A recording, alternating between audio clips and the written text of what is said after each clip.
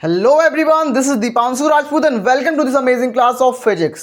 तो फिजिक्स की आज से अमेजिंग क्लास में हम लोग क्या डिस्कस करने वाले हैं। आज हम लोग देखेंगे अति लघु उत्तरीय प्रश्न। अति लघु उत्तरीय प्रश्न का मतलब होता है 2 नंबर वाले क्वेश्चंस। तो फिजिक्स में जो क्वेश्चन आते हैं 2-2 नंबर वाले क्वेश्चंस, उनको आज मैं डिस्कस करूंगा। आज मैं आपको 30 क्वेश्चन बताऊंगा, उसके बाद मैं नेक्स्ट डे क्लास लेके आऊंगा, उसके अंदर 30 बता दूंगा।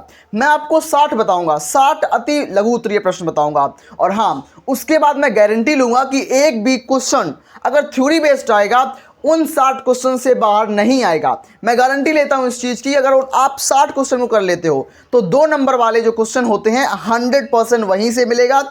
मैं पढ़ाना छोड़ दूंगा अगर ना मिले, मैं 100% गारंटी लेता हूं इस चीज की। आज की क्लास में मैं 30 क्वेश्चन डिस्कस करूंगा, फिर नेक्स्ट डे 30 कर दूंगा। आपको उनको तैयार कर लेना है, लिख लेना है और समझ लेना है। बेहतरीन क्लास होगी, अमेजिंग क्लास होगी। आइए शुरू करते हैं इसमें। तो इसमें हम लोग क्या देखेंगे, इसमें सबसे पहला नंबर क्वेश्चन जो हमारा होगा उनको मैं विद इन सॉल्यूशन भी बताऊंगा। आपको बता दूं कि आप बोलते हो भैया मुझे सॉल्यूशन के साथ आप बताओ, तो आपको मैं सॉल्यूशन भी बताऊंगा, क्वेश्चन बताऊंगा, साथ में सॉल्यूशन बताऊंगा। तो आपको तैयार भी करने हैं, याद भी करने हैं। आपकी जिम्मेदारी है याद करने की, मेरी जिम्मेदारी है पढ़ाने की, सिखाने की, रिवीजन करने की आपकी जिम्मेदारी है।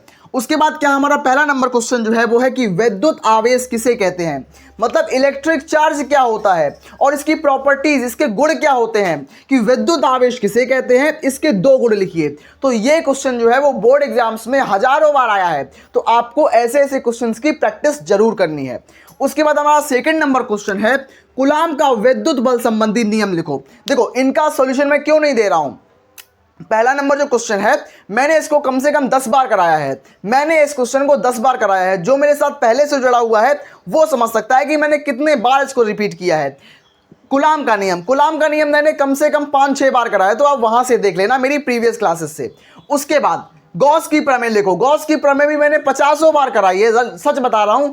अगर आप मेरे साथ शुरू से लेकर जुड़े हुए हैं तो आप जानते होंगे कि मैंने गॉस की प्रमेय को कितने बार समझाया है। लेकिन याद रखना, ये क्वेश्चंस जो मैं आपको करा रहा हूं ना, उनको गलती से भी स्किप नहीं करना है। सारे क्वेश्चन मोस्ट इंपॉर्टेंट है और बोर्ड में साल दर साल लगातार फ्रिक्वेंटली रिपीट होते जा रहे हैं। 2026 में भी आएंगे। अगर आप तैयार कर लोगे तो आप पूरे सही कर पाओगे, अगर तैयार नहीं करोगे तो आपकी जिम्मेदारी होगी। मेरा काम है बताना, सिखाना और समझाना, क्योंकि अभी आप लोग उस स्टेज पे हो जहां पर आपको थोड़ा प्रॉब्लम आ रही होगी। मैं मानता हूं क्लास 12th में प्रॉब्लम आती है, लेकिन मेरी छोटी बहनें, मेरे छोटे भाई, मैं आपके लिए यहां पर खड़ा हूं, आपको सिखाने के लिए, समझाने के लिए, कम टाइम में ज़्यादा नंबर दिलाने के लिए। याद रखना, ठीक है। कम टाइम है हमारे पास और मैं ज़्यादा नंबर स्कोर करना है, तो हमारे पास यही एक सिंपल तरीका होता है, ठीक है। और उसके साथ साथ मैं आपको 1 शॉट क्लासेस भी दूंगा। ऐसा नहीं है कि मैं 1 शॉट नहीं कराऊंगा, 1 शॉट भी कराऊंगा। उसके बाद क्या है, समांतर प्लेट संधारित्र की धारिता का व्यंजक। हमारे पास क्या है कि समांतर प्लेट संधारित्र है, उसकी धारिता का व्यंजक क्या होगा। तो हमारे पास ये होगा C बराबर epsilon not A into K upon D। तो C क्या है, C यहाँ पर धारिता होगी। एप्सिलॉन नॉट क्या है, यहाँ निर्वात की वैद्युतशीलता है। A क्या है, A क्षेत्रफल है। K क्या है, K का मतलब होता है परावैद्युत पदार्थ, K का मतलब होता है परावैद्युतांक। उसके बाद D का मतलब क्या होता है, दोनों प्लेटों के बीच की दूरी, डिस्टेंस। D का मतलब डिस्टेंस। समझ में आया ये आपको कि समांतर प्लेट संधारित्र की धारिता का व्यंजक लिखिए तो आप क्या लिखोगे, C बराबर epsilon not A into K upon D। Simple है, सिंपल तरीके से याद रखना। उसके बाद परावैद्युत पदार्थ किसे कहते हैं, उदाहरण दीजिए। तो परावैद्युत पदार्थ किसे कहते हैं, उदाहरण दीजिए। इसका उदाहरण मैं ऊपर लिख देता हूं, ठीक है। तो वे पदार्थ जो अपने में से विद्युत धारा प्रवाहित नहीं होने देते परंतु विद्युत प्रभाव दर्शाते हैं, परावैद्युत पदार्थ कहलाते हैं। क्या होते हैं परावैद्युत पदार्थ, मेरे साथ रिपीट करो कि वे पदार्थ जो अपने में से विद्युत धारा प्रवाहित नहीं होने देते परंतु विद्युत प्रभाव दर्शाते हैं, परावैद्युत पदार्थ कहलाते हैं। उदाहरण के लिए क्या होगा, उदाहरण के लिए मेरे पास इसमें होगा मोम होगा मेरे पास। उदाहरण के लिए मेरे पास कांच होगा, मेरे पास कांच उदाहरण होगा इस चीज का। कागज होगा, तेल होगा, ये सब इसके उदाहरण हो जाएंगे, किसके, परावैद्युत पदार्थ के। तो आशा करते हैं आपको 5 क्वेश्चन ऐसे समझ में आए होंगे। आप इनका अच्छे से स्क्रीनशॉट कर लो, तैयार कर लो। मैं बार बार बोल रहा हूं प्यारे छोटे भाई बहन, मेरे लिए, आप मेरे लिए, अपने माता पिता के लिए तैयार कर लो इनको। क्वेश्चन सच में आएंगे, रिपीट होंगे क्वेश्चन। तो मैं बढ़ता हूं आगे की तरफ, आप इनको अच्छे से स्क्रीनशॉट भी कर लो। तो हाँ मेरे छोटे भाई बहन, तो अब मैं दोबारा से डिस्कस करने वाला हूं हमारा 6वां नंबर, 7वां नंबर और 8वें नंबर का क्वेश्चंस। मैं दोबारा से बता दूं कि ये क्वेश्चंस मैं वही क्वेश्चन करा रहा हूं जो कि मोस्ट रिपीटेड हैं। विश्वास कर लो, आप लोगों के नंबर इतने बेहतरीन आएंगे ना, आप सोच नहीं पाओगे, इतने अच्छे नंबर आएंगे, आपके मम्मी पापा खुश हो जाएंगे, उस दिन मिठाई खिलाएंगे, और मुझे भी आप लोग मिठाई खिलाना अगर आपके 80+ आ जाएं। 80-85% तो चुटकियों में दिला दूंगा, बस विश्वास रखना। हमारे पास छठवां नंबर क्वेश्चन क्या है कि अनुगमन वेग और विद्युत धारा में संबंध लिखिए। तो अनुगमन वेग क्या होता है? अनुगमन वेग में आपको विद्युत धारा चैप्टर में पढ़ाऊंगा। अनुगमन वेग और विद्युत धारा में क्या संबंध होता है? तो संबंध क्या होता है? I बराबर NEAVD होता है। I बराबर NEAVD होता है। इसका मतलब क्या हुआ? इसका मतलब हुआ I का मतलब क्या है? I का मतलब विद्युत धारा है। N का मतलब क्या है? N का मतलब नंबर ऑफ इलेक्ट्रॉन, इलेक्ट्रॉनों की संख्या। E का मतलब क्या है? देखो सबसे पहले I का मतलब क्या है? विद्युत धारा है। N का मतलब क्या है? इलेक्ट्रॉनों की संख्या है। E का मतलब क्या है? इलेक्ट्रॉन पर आवेश है। A का मतलब क्या है? A का मतलब है क्षेत्रफल, एरिया। और VD का मतलब क्या है? VD का मतलब होता है अनुगमन वेग या ड्रिफ्ट वेलोसिटीज को बोलते हैं अनुगमन वेग। ठीक है, उसके बाद हमारा 7वें नंबर क्वेश्चन हमसे क्या बोलता है कि गतिशीलता से आप क्या समझते हैं? गतिशीलता किसे कहते हैं? तो ये भी हमारा तीसरे नंबर चैप्टर का टॉपिक है, तीसरे नंबर चैप्टर का क्वेश्चन है। क्या बोलता है? गतिशीलता यानी कि म्यू। म्यू किसे कहते हैं? गतिशीलता किसे कहते हैं? आंसर का क्या होगा? किसी चालक के अनुगमन वेग तथा विद्युत क्षेत्र के अनुपात को गतिशीलता कहते हैं। मतलब मेरे पास इलेक्ट्रॉन, किसी भी चालक के अंदर इलेक्ट्रॉन जो होते हैं वो अनुगमन वेग से गति करते हैं जब तक उस पर बाह्य विद्युत क्षेत्र ना लगाया जाए। तो अनुगमन वेग और विद्युत क्षेत्र के अनुपात को गतिशीलता कहते हैं। क्या कहते हैं? कि किसी चालक के अनुगमन वेग, और अनुगमन वेग मतलब VD, और विद्युत क्षेत्र के VD, विद्युत क्षेत्र यानी कि E, तो VD अपॉन E के अनुपात को हम गतिशीलता कहते हैं। मतलब VD बराबर म्यू बराबर क्या होगा? म्यू बराबर VD अपॉन E हो जाएगा। ठीक है, म्यू बराबर VD अपॉन E हो जाएगा। हमारा 8वें नंबर क्वेश्चन क्या बोलता है कि विभव प्रवणता की परिभाषा दीजिए या विभव प्रवणता की परिभाषा लिखिए। ये क्वेश्चन जो है वो रिपीटेड क्वेश्चन है। आपको विश्वास नहीं होता, मास्टरमाइंड उठा लो, आप बुक उठा लो, आप प्रीवियस ईयर क्वेश्चन उठा लो, आपको पता लग जाएगा कितने बार क्वेश्चन आए हैं। विभव प्रवणता की परिभाषा, तो विद्युत क्षेत्र में दूरी के साथ विभव में परिवर्तन की दर। दर का मतलब क्या होता है? दर का मतलब समय होता है। तो विद्युत क्षेत्र में दूरी के साथ विभव में परिवर्तन की दर को विभव प्रवणता कहते हैं। इनको नोट डाउन कर लो, इनको लिख लो भाई। जब मैं लिख सकता हूं, मैंने अपने हाथों से लिखा है, इनको व्हाइट बोर्ड पर इनको मेट के लिखता हूं, मैं टाइप नहीं कर रहा हूं, मैं खुद लिख रहा हूं, तो आपकी भी जिम्मेदारी बनती है कॉपी पर सारे क्वेश्चंस को नोट डाउन करना। नोट डाउन करो, उनको रिवाइज करो मल्टीपल टाइम्स। तो क्या होता है? विद्युत क्षेत्र में दूरी के साथ विभव में परिवर्तन की दर को विभव प्रवणता कहते हैं। फॉर्मूला क्या होगा? E बराबर -dV अपॉन dr। E बराबर -dV अपॉन dr हो जाएगा। ठीक है, आप इनका स्क्रीनशॉट लीजिए। मैं बढ़ता हूं आगे वाले और क्वेश्चंस की तरफ। तो हाँ मेरे प्यारे भाई बहन, तो अब मैं दोबारा से आप लोगों के लिए लेके आ चुका हूं। मैं सच बता रहा हूं, बहुत मेहनत कर रहा हूं आप लोगों के लिए।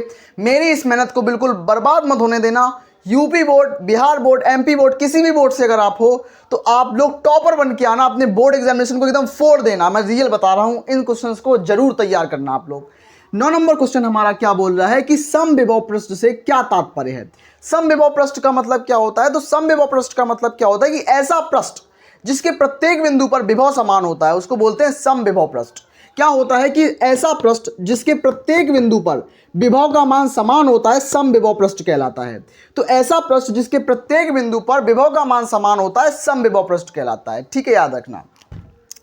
ठीक है, उसके बाद विद्युत धारा किसे कहते हैं? इसका मात्रक भी लिखिए। तो विद्युत धारा का मात्रक क्या होता है? विद्युत धारा किसी चालक में आवेश के प्रवाह की दर को विद्युत धारा कहते हैं। क्वेश्चन क्या आएगा कि विद्युत धारा किसे कहते हैं? इसका मात्रक लिखिए। तो इसका मात्रक मैं यहां पर लिख देता हूं। इसका मात्रक क्या होता है? इसका मात्रक होता है एम्पियर। तो विद्युत धारा का मात्रक एम्पियर हो जाएगा। तो विद्युत धारा किसे कहते हैं? किसी चालक में आवेश कितना बह रहा है, किसी चालक में कितना आवेश बह रहा है, कितने समय में बह रहा है, उसको बोलते हैं विद्युत धारा। तो किसी चालक में आवेश के प्रवाह की दर को विद्युत धारा कहते हैं। I बराबर Q अपॉन T। I का मतलब क्या होता है? I का मतलब होता है विद्युत धारा। Q का मतलब क्या है? Q का मतलब है विद्युत आवेश। T का मतलब क्या है? समय। और इन तीनों को मिला के हम बोलते हैं I बराबर Q अपॉन T। इसका मात्रक जो होता है वो होता है एम्पियर। एम्पियर इसका ऐसा ही मात्रक है, याद रखना इस चीज को। उसके बाद जो हमारा 11 नंबर क्वेश्चन है वो है विद्युत शक्ति किसे कहते हैं? इलेक्ट्रिक पावर किसे कहते हैं? तो इलेक्ट्रिक पावर किसे कहते हैं? इसका मात्रक भी लिखिए। तो किसी विद्युत परिपथ में ऊर्जा क्षय होने की दर को विद्युत शक्ति कहते हैं। मैंने अपनी राइटिंग से लिखा है, अपने खुद हाथों से लिखा है, सच बता रहा हूं, दिल से पढ़ा रहा हूं। नोट डाउन जरूर करना इस चीज को। ठीक है, कि विद्युत शक्ति किसे कहते हैं, इसका मात्रक लिखिए। तो क्या होता है कि किसी विद्युत परिपथ में ऊर्जा क्षय होने की दर को विद्युत शक्ति कहते हैं। मतलब कोई इलेक्ट्रिक सर्किट है, कोई परिपथ है, उसमें जितनी ऊर्जा क्षय हो रही है, उसकी दर को बोलते हैं विद्युत शक्ति। इसका मात्रक क्या होता है? मात्रक इसका वाट होता है, वाट। इसका मात्रक क्या होता है? वाट। तो विद्युत शक्ति का मात्रक वाट होता है। शक्ति क्या होता है? पी। पी बराबर डब्ल्यू अपॉन टी। पी क्या होता है? पी होता है विद्युत शक्ति। डब्ल्यू क्या होता है? डब्ल्यू कार्य होता है और कार्य ही ऊर्जा के रूप में संचित होता है। टी क्या होता है? टी होता है समय। टी का मतलब टाइम। तो आपको ये तीनों क्वेश्चंस अच्छे से समझ में आए होंगे। अब मैं बढ़ता हूं आगे वाले क्वेश्चंस की तरफ, तब तक के लिए आप प्लीज इनका स्क्रीनशॉट जरूर ले लेना। बोर्ड में क्लास 12 में कक्षा 12वीं में डिस्ट्रिक्ट रैंक 4 गिनती है, तो उन टॉप 10 बच्चों में आने के लिए थोड़ा एफर्ट्स तो आपको देना पड़ेगा, थोड़ी मेहनत तो करनी पड़ेगी। टॉपर आपको जरूर बनाऊंगा, लेकिन अपने तरफ से आप लोग हिम्मत मत करना। हेलो मेरे प्यारे छोटे भाई बहन, तो अब मैं दोबारा से आपके साथ डिस्कस करने जा रहा हूं 16 से लेकर 19 तक के सारे मोस्ट इंपॉर्टेंट 2-2 नंबर वाले क्वेश्चंस। यहां पर मैं 2-2 नंबर वाले क्वेश्चंस लेके आया हूं। 3-3 नंबर वाले क्वेश्चंस मैं जब लेके आऊंगा तब आप लोग मुझे बताओगे कि भैया मुझे 3-3 नंबर वाले कराओ, उसके बाद 5-5 नंबर वाले कराओ, मुझे डेरिवेशन कराओ। मैं तभी तो कराऊंगा जब आप, मेरी छोटी बहनें, मेरे छोटे भैया मुझे बताएंगे ना। भैया बहन के हिसाब से मैं चलूंगा और अपने हिसाब से नहीं चलूंगा। 16 नंबर क्वेश्चन मेरा क्या है कि चल कुंडली धारा मापी की धारा सुग्राह्यता का व्यंजक लिखिए। बिल्कुल सिंपल होता है और बार बार बोर्ड्स में आता है। अगर आप तैयार कर लेते तो आपके पूरे नंबर तैयार हैं। क्या होता है कि चल कुंडली धारा मापी की धारा सुग्राह्यता का व्यंजक लिखिए। सिंपल, क्या लिखोगे? आई एस बराबर फाई अपॉन आई। क्या लिखोगे? आई एस बराबर फाई अपॉन आई बराबर एन ए बी अपॉन सी। आप इतना लिख दो, आप इतना लिख दो, काम चल जाएगा। अगर आप इसको नहीं लिखोगे तो N A B upon C लिख दो। तो क्या लिखोगे? आई एस बराबर एन ए बी अपॉन सी।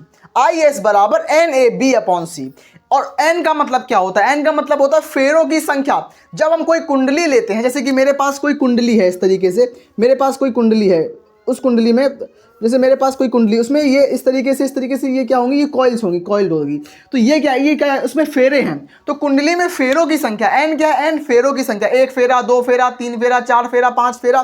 तो कुंडली में फेरे हैं, घुमाव हैं। तो इनको, एन का मतलब कुंडली में फेरों की संख्या, ए का मतलब कुंडली का क्षेत्रफल, कितनी बड़ी, कितना उसका क्षेत्रफल, एरिया क्या है कुंडली का। बी का मतलब है चुंबकीय क्षेत्र, मैग्नेटिक फील्ड क्या है उसका। सी का मतलब है ऐंठन बल युग्म, उसका ऐंठन बल युग्म क्या है, ये है सूत्र। तो इसमें क्या होगा? धारा सुग्राह्यता का सूत्र क्या होगा?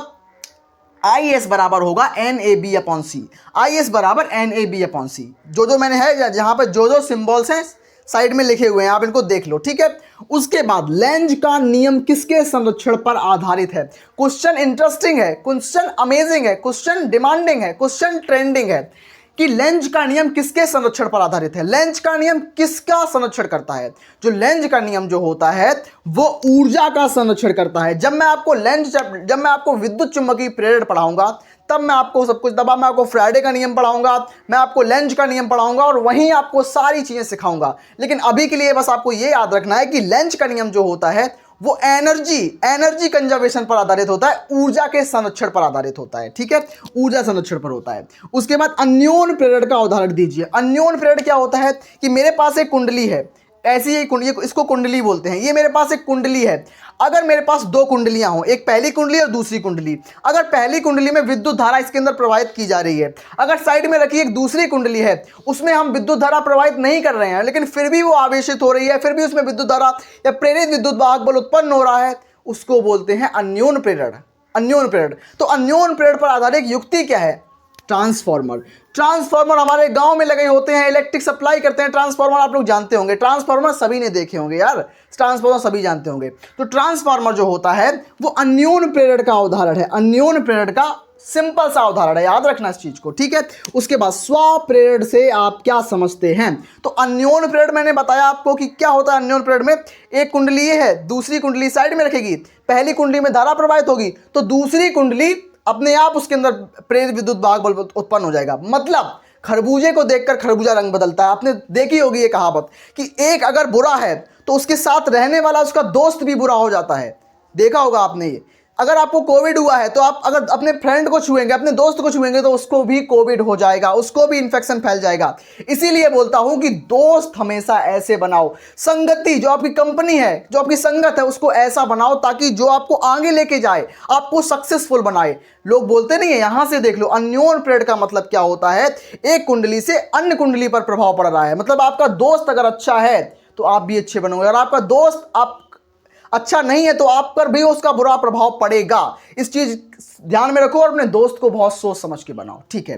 तो अन्योन पीरियड का मतलब ये हुआ। स्व पीरियड का मतलब क्या हुआ कि किसी कुंडली में प्रवाहित विद्युत धारा के मान में परिवर्तन करने के कारण, मतलब मेरे पास एक कुंडली है और इसमें विद्युत धारा प्रवाहित हो रही है, लेकिन उसके मान में मैं परिवर्तन कर रहा हूं, उसकी वैल्यू बदल रहा हूं। अब बदल दिया तो उसके कारण क्या होगा, उसके कारण एक उसकी विपरीत दिशा में प्रेरित विद्युत धारा उत्पन्न हो जाएगी या प्रेरित विद्युत वाहक बल उत्पन्न हो जाएगा, जिसे क्या बोल देंगे, जिसे बोलेंगे स्व पीरियड।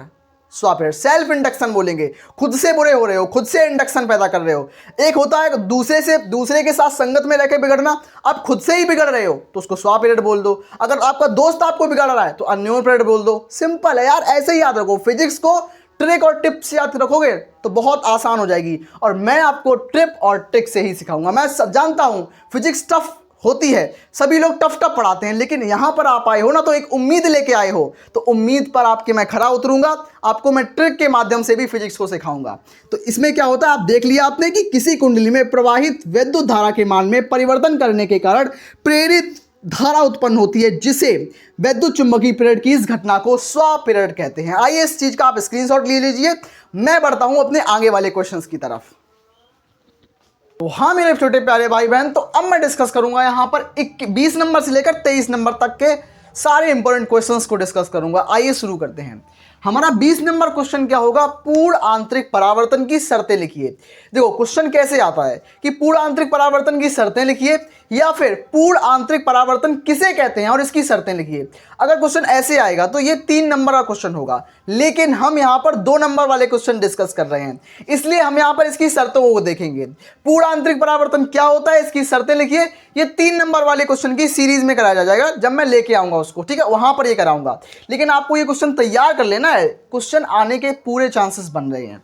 क्या होता है कि पूर्ण आंतरिक परावर्तन की शर्तें लिखिए। तो इसकी 2 शर्तें मैं आपको बताता हूं। आपको एग्जाम में केवल 2 ही शर्तें लिखनी है और याद भी 2 ही रखनी है।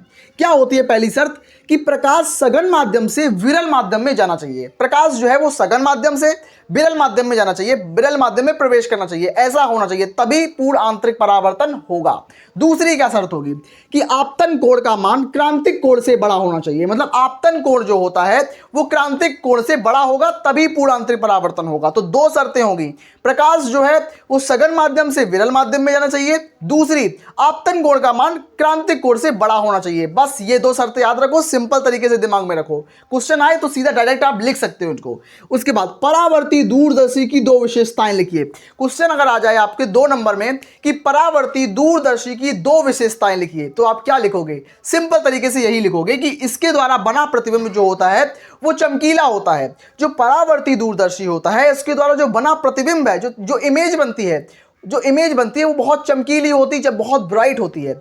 और दूसरी बात, इसके द्वारा बर्ण व्युत्पन्न का दोष नहीं होता। बर्ण व्युत्पन्न, आप इस शब्द को सुने होंगे, बर्ण व्युत्पन्न। इसका मतलब क्या होता है, बर्ण व्युत्पन्न का मतलब होता है इसमें कलर जो होते हैं बहुत ज्यादा बिखेरते नहीं है, मतलब जो जैसा है बिल्कुल वैसा ही दिखाई देगा। कलर में बहुत ज्यादा वो फैलेंगे नहीं, रंग नहीं फैलेंगे, जैसा है वैसा ही दिखाई देगा। इसमें वर्ण व्युत्पन्न का दोष नहीं होता, मतलब इसमें कलर फैलते नहीं है। उसके बाद 22 नंबर क्वेश्चन हमारा क्या है कि आइंस्टीन का प्रकाश विद्युत समीकरण लिखिए। तो आइंस्टीन कौन है, आइंस्टीन एक वैज्ञानिक है। उन्होंने क्या दिया था, उन्होंने अपना एक समीकरण दिया था, प्रकाश विद्युत समीकरण। क्या है वो प्रकाश विद्युत समीकरण, 1/2 mv² बराबर h न्यू, 1/2 mv² बराबर h new minus new not. जहां पर m क्या होगा, m जो होगा मास होगा, v क्या होगा, v यहां पर वेलोसिटी यानी कि वेग होगा, m द्रव्यमान, v वेग, h जो होगा प्लांक नियतांक, और न्यू क्या होता है, न्यू आवृत्ति होती है। याद रखना इन सभी चीजों को। अब इसको, इस सूत्र को, बस इतना सूत्र आप तैयार रखना, आपका 1 नंबर 2 नंबर पक्का हो जाएगा। क्या रखोगे, 1/2 mv² बराबर h new minus new not. क्या लिखोगे, 1/2 mv² बराबर h new minus new not. देखो जब बार बार बोलोगे, बार बार सीखोगे, समझोगे, लिखोगे, अपने आप चीजें याद हो जाएंगी। आप जान भी नहीं पाओगे कब आपको पूरा याद हो जाएगा पूरा कॉन्सेप्ट। उसके बाद डी ब्रोगली तरंगों के लिए तरंग दैर्ध्य का सूत्र लिखिए। तो हमारे पास डी ब्रोगली तरंगे हैं और उनके तरंग दैर्ध्य का सूत्र क्या होता है, सिंपल सा सूत्र याद रखना, लैम्डा बराबर h/p। क्या होता है, लैम्डा इक्वल्स टू h/p। और p क्या होता है, यहां पर लैम्डा जो है, लैम्डा है तरंग दैर्ध्य, h क्या है, h प्लांक नियतांक है, और p क्या है, p यहां पर संवेग है। लैम्डा बराबर h/m × v। p को क्या है, p संवेग। तो संवेग क्या होता है, द्रव्यमान गुणा वेग। तो P क्या है? P संवेग है, मोमेंटम है, equals to mass into velocity. Mass मतलब द्रव्यमान, वेलोसिटी का मतलब वेग, तो मास इनटू वेलोसिटी हो जाएगा। आपको समझ में आया होगा, पूरे सारे क्वेश्चंस जो मैं आज डिस्कस कर रहा हूं आपको समझ में आ रहे होंगे।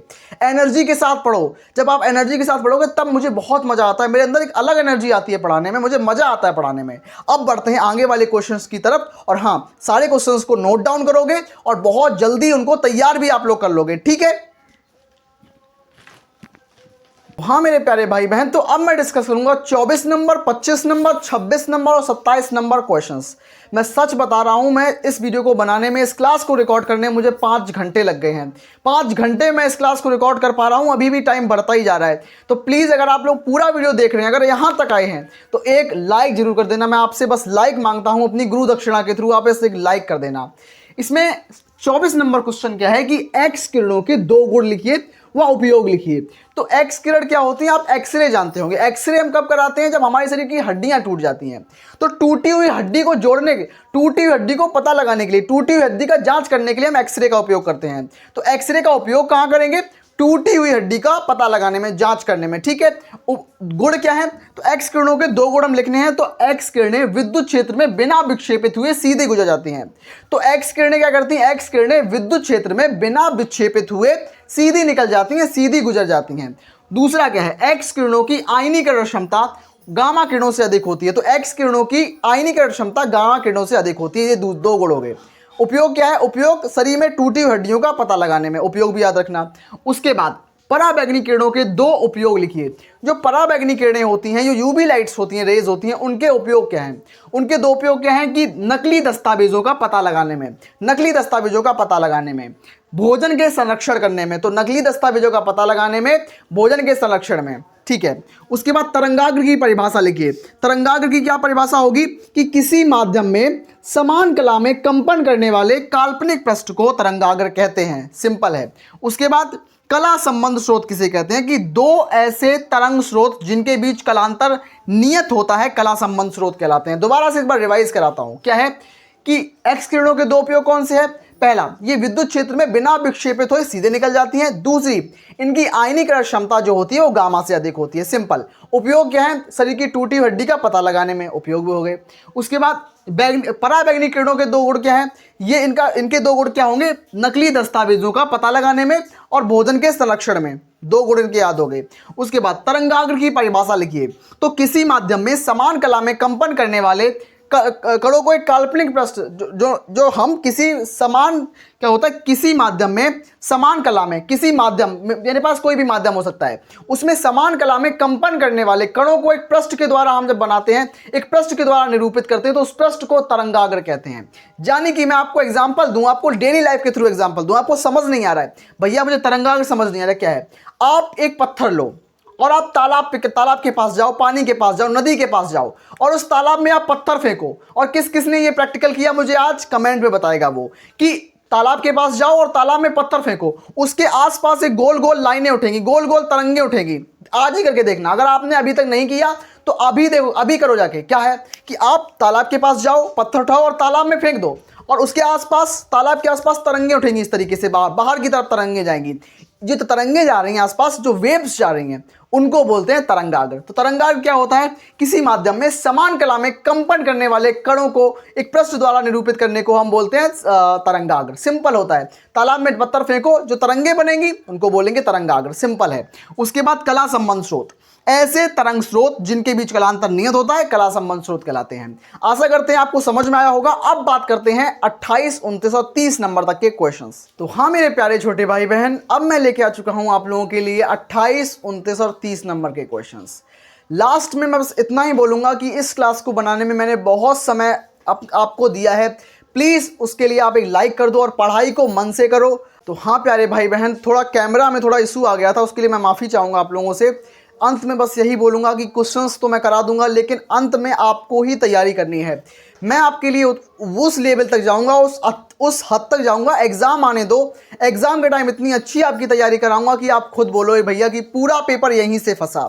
100% तैयारी कराऊँगा, उस चीज़ की चिंता बिल्कुल मत करना। मन से पढ़ाता हूँ, बस आप मन से पढ़ते रहो, सभी को अच्छी तरीके से रिवाइज करते रहो।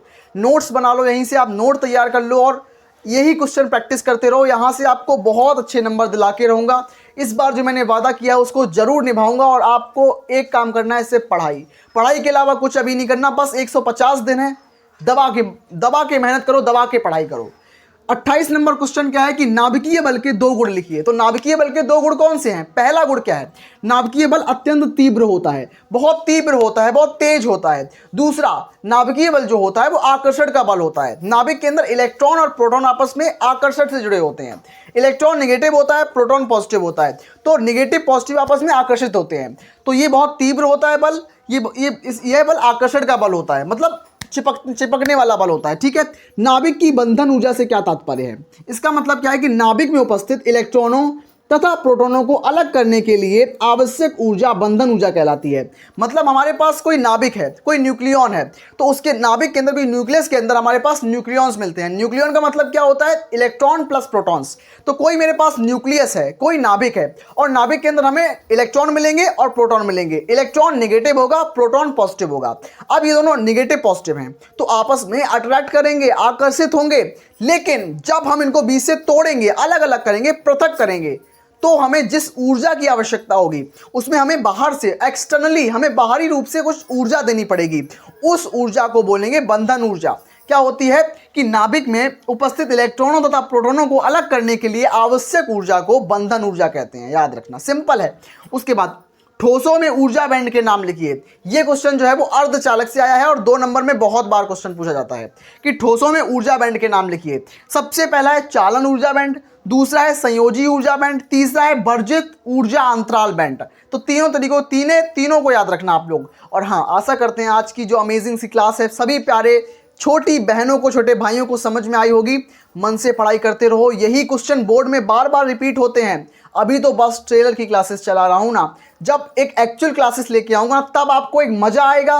इंटरेस्टिंग वे में सब कुछ सिखा दूंगा। जब आप एग्जाम देने जाओगे तब तक आप एक मास्टर बन जाओगे। Physics, chemistry, biology, Hindi, English सभी के मास्टर बना दूंगा। पूरा 100% पेपर फंसाऊंगा। जिम्मेदारी आपकी होगी कि जो मैं तैयार करा रहा हूँ उनको रिवाइज करते रहना, उन पर मेहनत करते रहना। बस मिलते हैं ऐसी धमाकेदार अमेजिंग क्लास में, तब तक के लिए धन्यवाद।